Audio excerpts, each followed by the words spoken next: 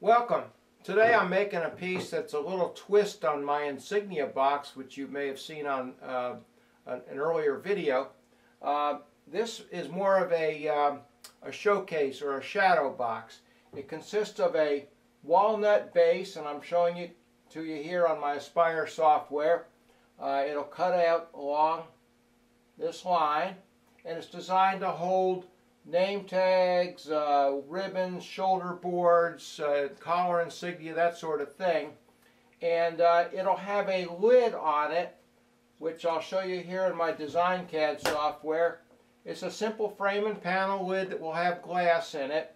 And it will, in my little crude rendering here, if you can imagine the lid being hinged along the back here to flip up and down. So that's what we're going to get going on, and hope you enjoy. Well, I'll be cutting this Insignia bottom part in the normal manner. So let's go ahead and zero the Z-axis on the bit. I've already warmed up the spindle, and now I want to zero the X and Y axis.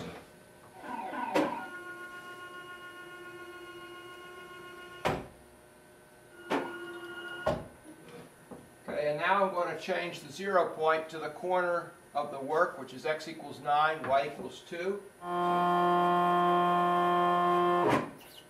And then we'll tell the software that that's 0 on the X and Y. Go ahead and set my speed to 200 Hertz, which is about 12,000 RPM. And we'll open up the part file.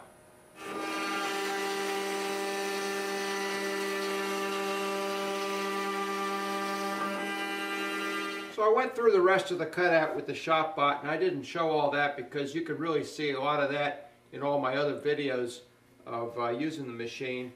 But I did use ball nose bit to round the insides of all the pockets, and this is about what the rough piece looks like. I also went ahead and put some initials on, or a name and so forth on the back, just to make it a little extra special, but the piece comes out very rough. Now we're going to clean this up, and then we're going to go ahead and make a frame and panel top that hinges up. And by the way, I also used the ShopBot to cut out the hinge mortises to make that much easier to do as well.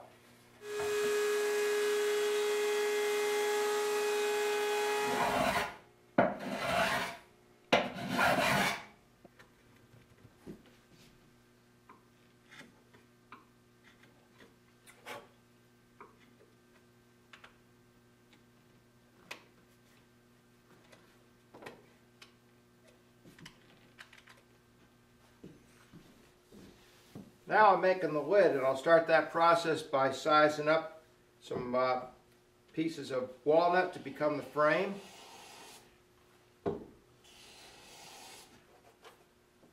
Okay, so I've got the pieces of the frame cut. I've marked it, put a little masking tape on here, and marked, this is the right side. It's going to be tenons. Here's the back, which is going to have a mortise. And I took my marking gauge and marked symmetrically from each side the mark for the outline of the mortise and tenon.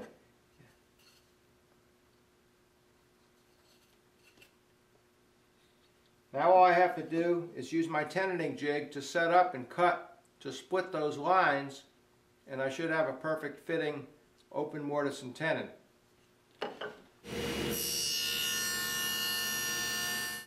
Okay, I've got the frame all fit up dry. Now I'm going to use a little Type-On 3.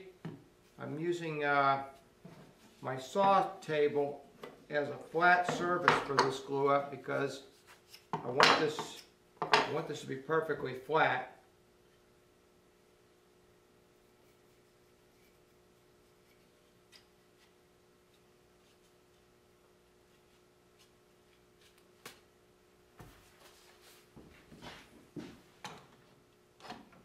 And I've pre-set these clamps so that they'll be in the proper positions. Now let's measure diagonals and make sure we got this square. I'm showing 18 1/16 on that diagonal and 18 1/16 there. So we're in good shape. If the tenon jig is set up properly, shouldn't be any problem, but always best to check. All right, now I want to pinch the cheeks of these joints. And now I have to put some rabbets in the bottom for the glass. So this will be two-step rabbet. There'll be a 5/16 inch wide by 1/8 inch deep rabbet that will be for the little strips of wood that I'll screw in to hold the glass. And then there'll be a 3/32 by 1/8 rabbet for the glass itself. Then all I have to do is clean up the corners with a chisel.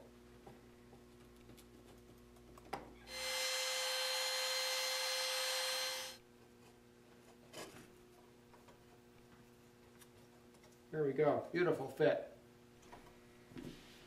I made these thin strips. They're 1/8 inch thick by about 7/16 wide, and they fit into the rabbet that I just made to hold the glass in. So 4 strips around. Now I've drilled holes, 5/64 inch holes, and then I did a countersink in there, 4 of them on each strip, and they have to go in this very narrow shoulder that I have here. So it's fairly exacting work. Okay, and then I take my little screw, and I mean these are tiny, 3/8 inch number 2 screws. Put a little lubricant on them, and then I'm just going to pre-drill the threads here, or pre-tap the threads before I actually do any finishing. It's good to have a little plate glass around the shop when you're doing these little one-off cuts. So I've got my glass cutter, straight edge, a little bit of oil. I've already marked where I want this to go, so I'll make a good score.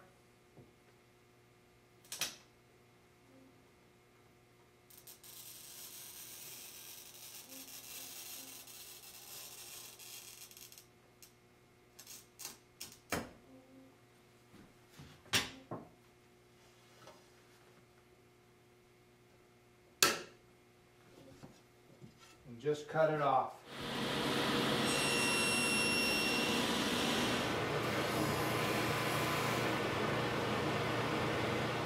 Here's the finished lid. You can see where I've glued in a strip of white oak that I ebonized to act as a handle. I've got the hinge mortises and the strips of wood holding the glass in place that are screwed in with nice brass screws. Use a little lubricant on the screws and install the hinges. And we're done. We've got a nice white oak ebonized little handle here to pick up. Solid brass Brusso hinges that open to about 95 degrees and then hold that position. And solid walnut base to hold all the insignia. I thank you for watching, and if you like watching me work in the workshop, I invite you to subscribe to my channel. Thank you.